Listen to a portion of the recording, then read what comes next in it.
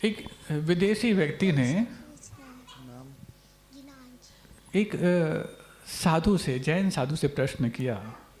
ये जो बच्चा प्रश्न कर रहा है लगभग ऐसा ही कि सब कुछ करने से आप क्या पालोगे। अब वो थोड़े वृद्ध से साधु थे और वृद्ध साधु होने के साथ साथ ज़्यादा क्षयोक्षम भी उनके पास नहीं था।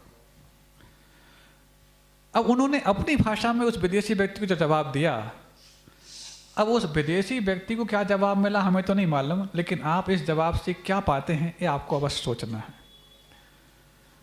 जब उसने प्रश्न किया कि आप ये जब कुछ इतनी कठिन तपश्चर्या कर रहे हैं, अचेलक तख्त पालन कर रहे हैं, दिगंबर रह रहे हैं, भोजन भी एक बार, उसमें भी पानी भी, उसी में भी बीच में अंतर आए तो सब कुछ सहन कर लेते हैं, आदि आदि सब कुछ, तो वो कम बुद्धि वाले अथवा कम क्षयोक्षम रखने वाले महाराज ने जो उस विदेशी व्यक्ति को जवाब दिया सुनने लायक है।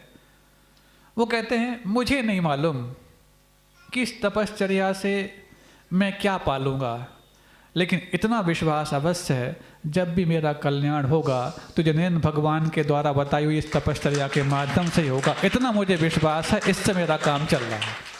हमें लगता है कम नॉलेज वाले अपनी आस्था को ज़्यादा बढ़ा के रखते हैं और थोड़ा से गूगल और नेट का नॉलेज जो कबाड़ जाता है दिमाग में, वो हमारे दिमाग को कबाड़ा तो बनाता ही है और ख़ुद को कबाड़ी भी बना देता है। तो ऐसे ही इस चर्या के माध्यम से, उस दिन भी हमने कहा था कि लोग तपस्या को कष्ट मानते हैं, जबकि तपस्या तो इच्छा निरोधस तप है। इच्छाओं के निरोध का नाम तप है। इच्छाओं की पूर्ति करने में ज़्यादा कष्ट होता है कि इच्छाओं को रोकने में ज़्यादा कष्ट होता है? बताओ। आप लोग दिन भर जो मेहनत कर रहे हो, इच्छाओं की पूर्ति के लिए कर रहे हो कि इच्छा की पूर्ति नहीं करने में कर रहे हो? तो तपस्या ज़्यादा आप कर रहे हो कि हम कर रहे हैं? जबकि तपस्या आप नहीं, आप कष्ट झेल रहे हो।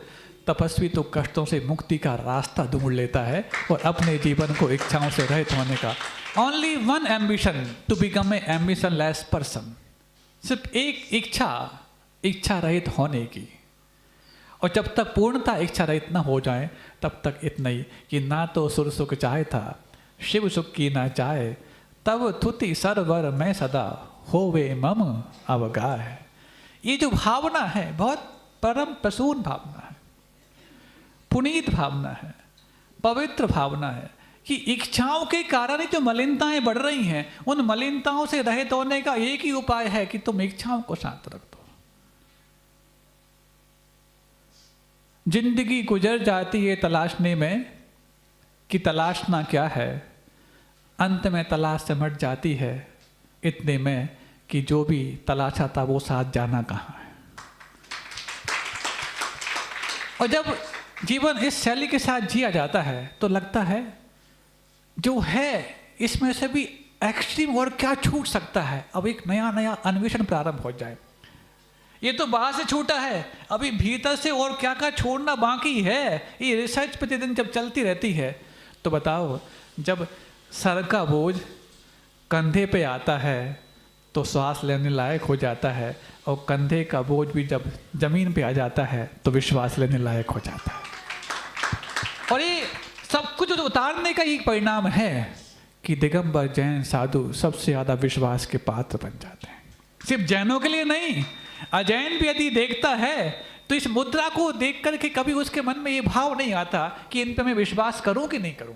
क्यों? क्योंकि अविश्वास के जितने निमित्त थे वो तो इन्हें उतार के अलग कर दिए, बाहर पटक दिए। क्योंकि जिन चीज़ों से छल कपट और मायाचारी होती थी उन सबको इनके पास कहीं अंजाम मिला ही नहीं है। इसलिए पहली बार भी मिले हैं तो ये अजनबी ऐसे हैं कि अजब के हैं और हर व्यक्ति को नबी बनाने के लिए कारण बन जाते हैं।